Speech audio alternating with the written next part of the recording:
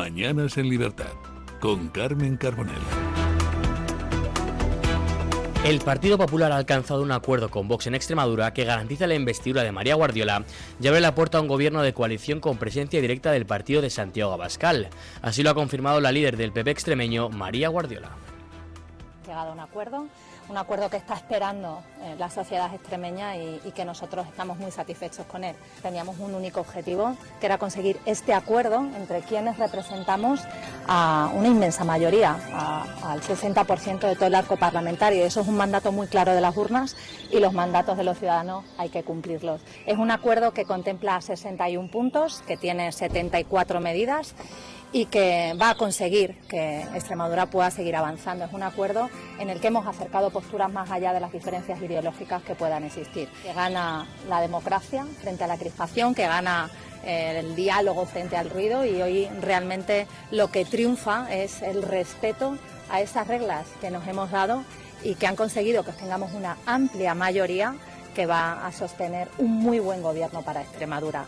Extremadura ya no es una región resignada, es una región que tiene mucha hambre, que tiene ambición, que tiene pulso. Yo creo que lo hemos demostrado también, y así lo podéis ver en los indicadores y en el balance de estos 2 últimos años y medio, y con este acuerdo ofrecemos estabilidad y poder seguir avanzando en esa nueva etapa de crecimiento y de prosperidad para nuestra región.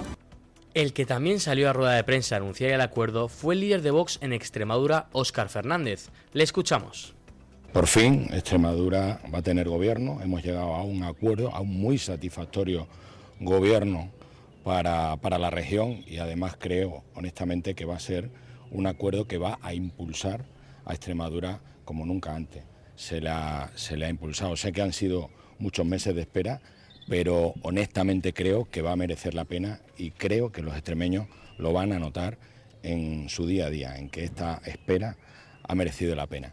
Quiero agradecer especialmente tanto al Partido Popular de Extremadura como a la presidenta Guardiola la predisposición que ha tenido en todo momento, la flexibilidad para intentar llegar a un acuerdo, que nosotros evidentemente también hemos tenido porque somos 2 partidos diferentes, pero que al final hemos limado todas esas asperezas que podrían surgir o que nos podrían separar, porque teníamos un único objetivo, y ese objetivo era que Extremadura tuviese lo que va a tener, que es el mejor gobierno que puede tener, y además que es lo que querían los ciudadanos. Y por último, quería agradecer muy especialmente tanto al equipo negociador de Vox, encabezado por Montserrat Lluís, por mis compañeros aquí en Extremadura, como a mi presidente, Santiago Abascal, su confianza, su fuerza, y por supuesto, ante todo y sobre todo, a todos los extremeños que han confiado en Vox para que Extremadura por fin pueda tener un gobierno en el que ellos se vean reflejados y en el que todos esos anhelos que tienen vean por fin reflejados en su día a día. Según ha confirmado The Objective, el acuerdo contempla la entrada de Vox en el Ejecutivo con una vicepresidencia que asumirá Fernández, quien además estará al frente de la Consejería de Familia, Desregulación y Servicios Sociales, así como de Agricultura y Ganadería. El pacto se sustenta en un documento con 61 puntos programáticos compartidos por ambas formaciones. Pues esta, como les decimos, es una buena noticia, sobre todo ese desbloqueo después de más de 100 días de negociación. Nosotros siempre decimos que son muy importantes los 100 primeros días de gobierno para hacer cambios que realmente la ciudadanía los vea como efectivos, pero también que los acuerdos tienen que sopesarlos y firmarse con tranquilidad. ¿Ha sido un tiempo largo desde ese 21 de diciembre en las anteriores elecciones de Extremadura?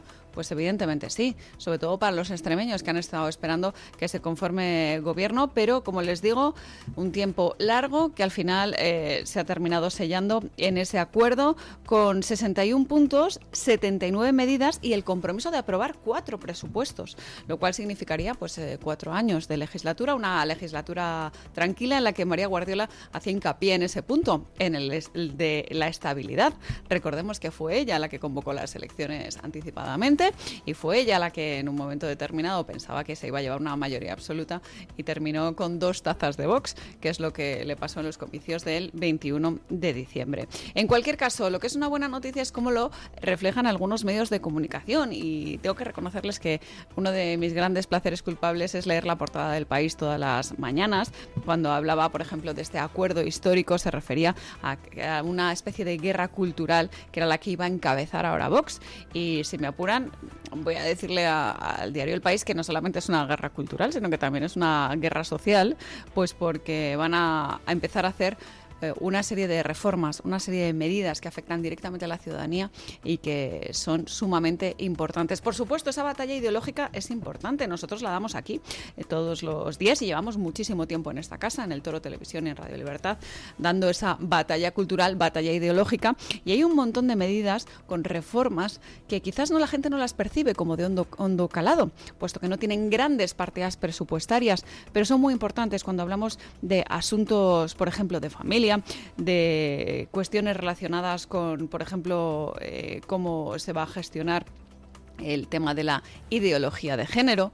Y ustedes dirán, ¿pero esto es importante en Extremadura? Pues sí, también es importante en Extremadura, así como otras cuestiones como esa cartera, la de agricultura y ganadería, que va a permitir, pues por ejemplo, lo que ha dicho Vox, que sea una región en la que no se arranquen olivos para poner placas solares, para que no se apueste por esas energías renovables y, sin embargo, se defienda el campo y la industria, de políticas que vienen supuestamente de Europa, con ese Pacto Verde Europeo, con esa Agenda 2030, y que realmente lo que hacen es minar la estabilidad económica de una región como es la de Extremadura.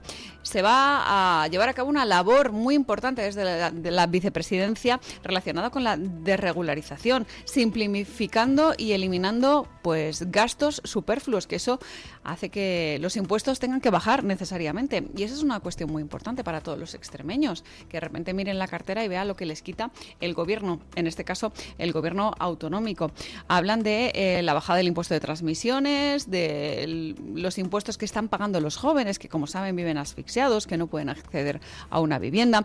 En fin, toda la letra que ha puesto Vox encima de la mesa a través de ese acuerdo programático, desde luego suena bien, pero hay que ver ahora la música que le pone el Partido Popular y a ver si la letra y la música nos gustan en forma de canción y por tanto podemos bailarla, por así decirlo, durante 4 años. Eso es lo que está ahora en juego y es sumamente importante, como les digo, que estemos pendientes no solamente de lo que pone negro sobre blanco en el acuerdo, sino las medidas de estos primeros 100 días y la repercusión directa que va a tener esto en las elecciones en Andalucía, que como quien dice están a la vuelta de la esquina. Dentro de un mes los andaluces se acercan a las urnas, ese 17 de mayo, y habrá que ver qué resultado tiene para los de Vox, que muchos dicen que ha empezado a estabilizarse, que no sigue subiendo, y a mí me da la sensación que esto les va a venir más que bien a los miembros de Vox en Andalucía, concretamente a Manuel Gavira,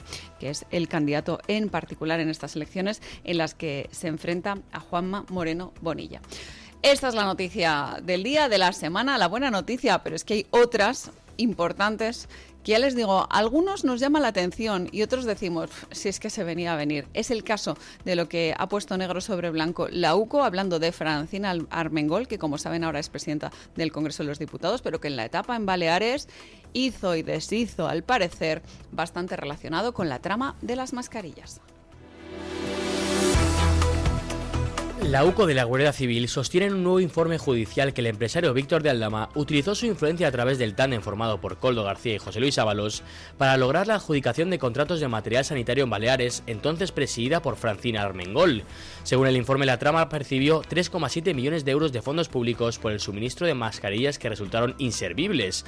Los investigadores han documentado además la relación entre Armengol y Koldo durante la pandemia, reconstruyendo hasta 65 mensajes intercambiados entre ambos. La UCO subraya que el primer contacto entre la entonces presidenta balear y el asesor ministerial se produjo el 25 de abril de 2020, incluso antes de que comenzara la tramitación de los contratos ahora bajo investigación. Bueno, pues es esto algo que habíamos leído en diferentes medios de comunicación. Ahora ya directamente Koldo, gracias a una serie de declaraciones, ha puesto en el foco a Francina Armengol, a las Islas Baleares y a esos contratos relacionados con las mascarillas. A muchos nos llamó la atención cuando Francina Armengol de repente acabó de presidenta del Congreso de los Diputados, porque es un puesto sumamente importante. Era esta mujer que durante la pandemia, como bien saben, en las islas, pues se le... No sé si no llego a recordar si se le detuvo o no, pero al menos tuvo un encontronazo en un bar cuando supuestamente todos estábamos encerrados, y digo supuestamente todos porque ya se ve que ella estaba de fiesta en lo peor de la pandemia. Y a mí me gusta mucho recordar que esto del caso de las mascarillas es sumamente grave, porque cuando todos estábamos encerrados y había gente muriendo por el COVID, esta gente estaba de fiesta, se lo estaba llevando crudo y aprovechándose de sus privilegios particulares para vivir una situación completamente distinta.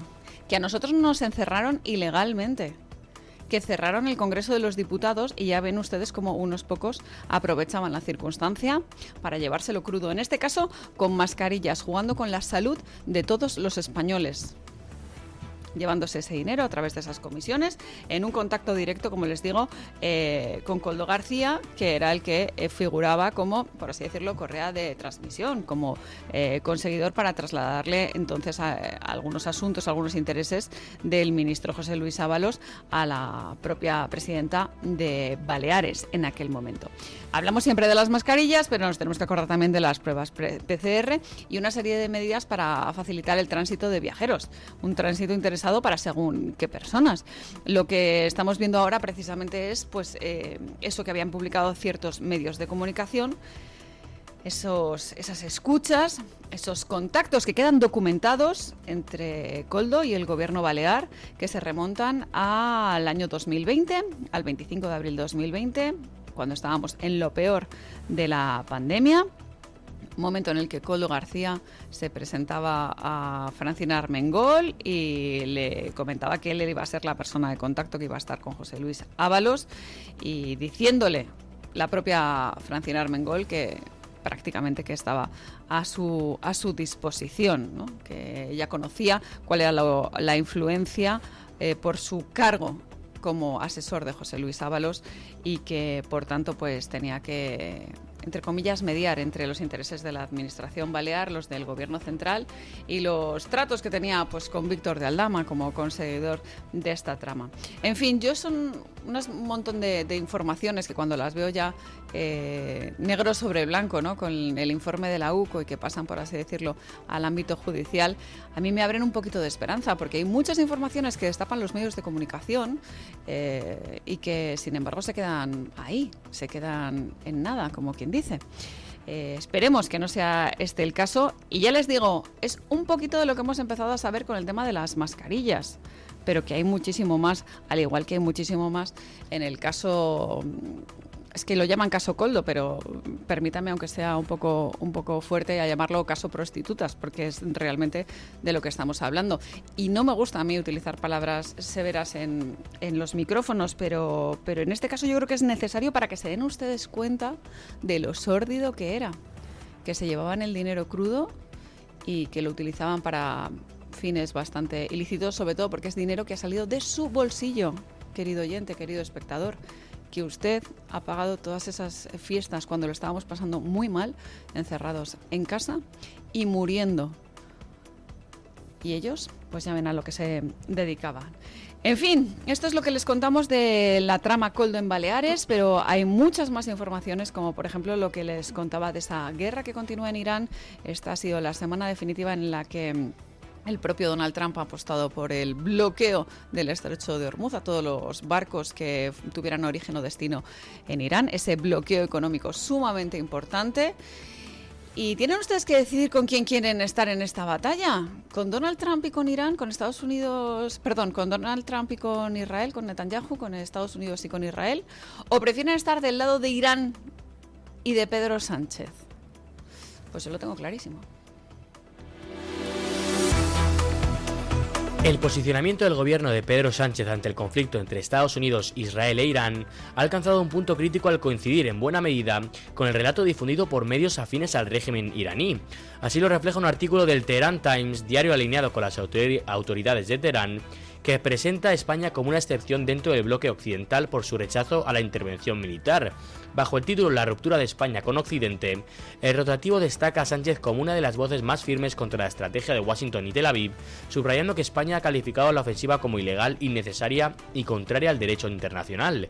Esta interpretación sitúa a España, según el medio iraní, como un socio europeo que se desmarca del bloque atlántico en plena crisis. El artículo también pone en valor las decisiones del Ejecutivo, como la negativa al permiso del uso de las bases de Rota y Morón o las restricciones al espacio aéreo para operaciones vinculadas al conflicto, medidas que el diario interpreta como una muestra de independencia frente a Estados Unidos. Bueno, a mí, que me elogie la teocracia iraní, los ayatolás, no sé, me daría que pensar, teniendo en cuenta pues todas las víctimas que se ha llevado por delante de manera cruel, sangrienta, el régimen iraní. Y claro, ¿qué va a hacer el régimen de Irán? Pues alabar la postura de Pedro Sánchez de esa manera tan cobarde, tan traidora, de directamente decir que, bueno, que él está en contra de la guerra y a favor de la paz.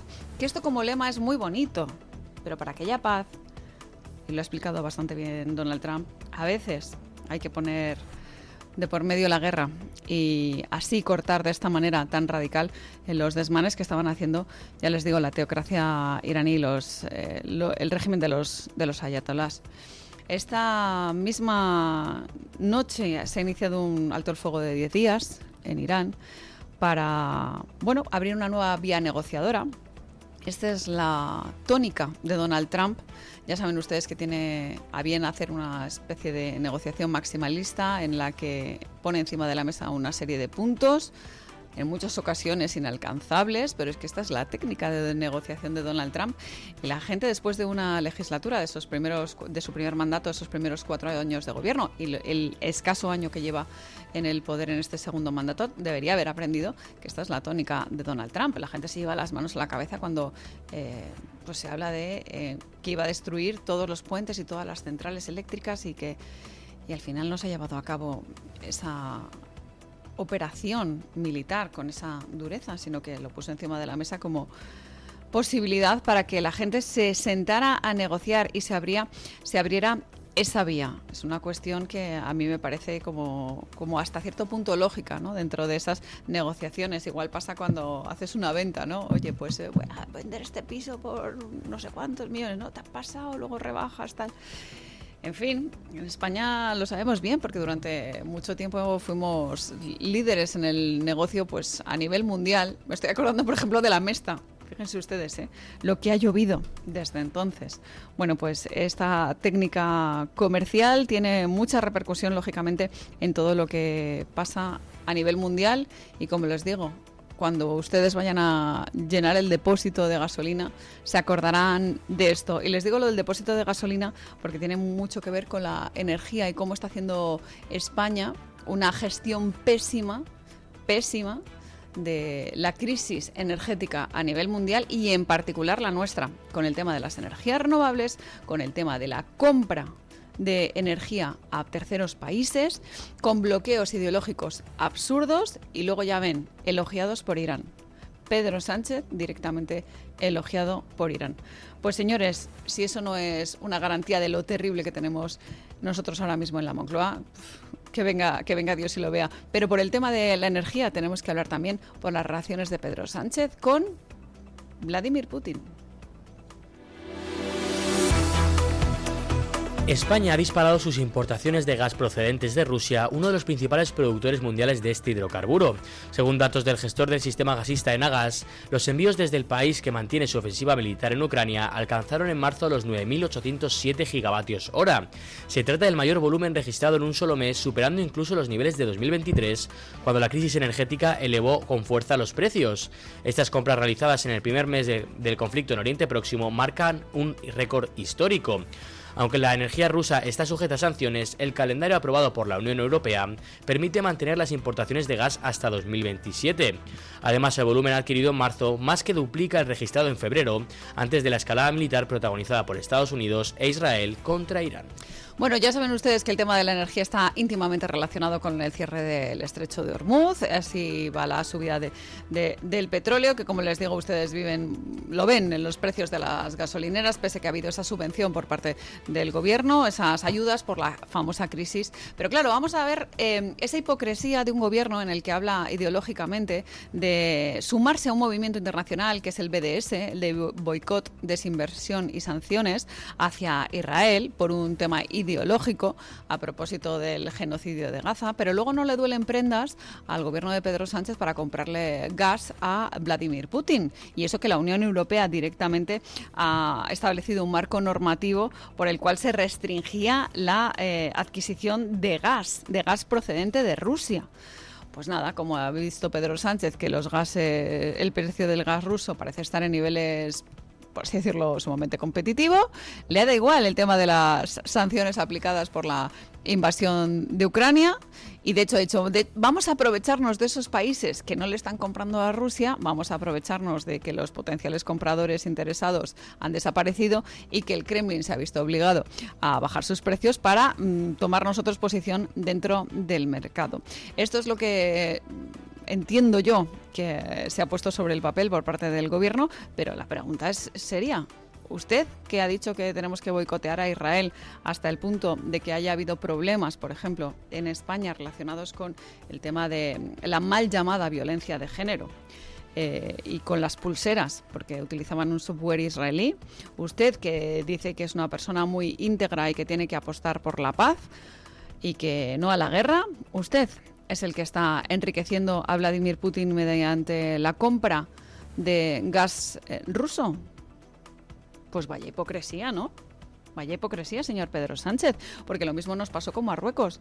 Usted era el que decía que hoy pobrecitos los saharauis y que madre mía, qué mal lo está haciendo Marruecos, y luego precisamente le enriquece a Marruecos con la compra de energía.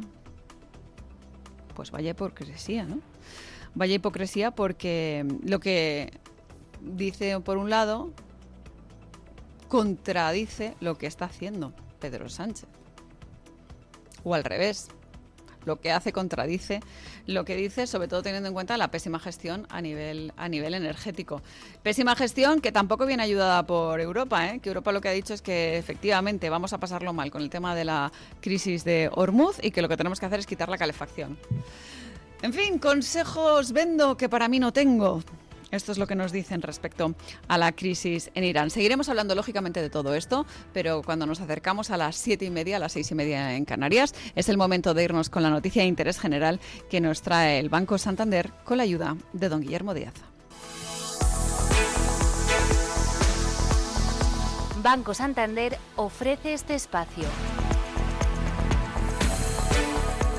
María Camaño Núñez, la niña salmantina conocida como la princesa futbolera guerrera, falleció este jueves a los 13 años tras 6 años de luchar contra un sarcoma de Ewing. Su familia anunció la noticia en redes sociales. María ya está descansando. María se había hecho conocida en toda España cuando levantó la Eurocopa en Cibeles durante la celebración de la selección, convirtiéndose en un símbolo de valentía y esperanza. Diagnosticada con 7 años, María fundó su propia asociación para recaudar fondos destinados a la investigación del cáncer infantil, labor por la que recibió el premio Castilla y León de los Valores Humanos y Sociales del año 2024. Recibía tratamiento experimental en el Hospital Infantil Niño Jesús de Madrid. El presidente de la Junta, Alfonso Fernández Mañueco, le dedicó un emotivo mensaje: el cielo tiene ahora la sonrisa más bonita. Banco Santander ha ofrecido este espacio.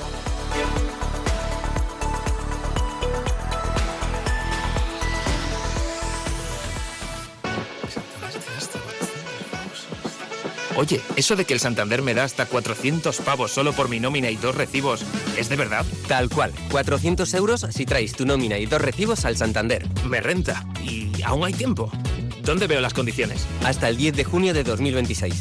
El importe está sujeto a retención según la normativa fiscal vigente y tienes todo en bancosantander.es. Vale, pues hoy me nomino. Es el momento. Santander.